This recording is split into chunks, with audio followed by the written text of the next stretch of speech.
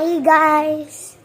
If you saw my new vid in YouTube, which is yung sinabi ko, new content is, ito yun, nagpa-short hair ako. And reel na to. Ito, reel na to. Meron talaga yun siyang full vid na galing dito sa bahay namin, papunta doon sa salon na puntahan namin. Kaso, ang nangyari, sa photos ko, andun sila lahat, yung pasunod. Kaso, pag pumunta ka naman sa CapCut, pag pumunta ka dun sa all photos or all videos pati, wala siya doon. Like, hanapin mo, swipe ka dito, hindi mo ganda siya mapangita. Or like, kahit mag-swipe ka doon, hindi mo pa rin mahanap yung vid ko.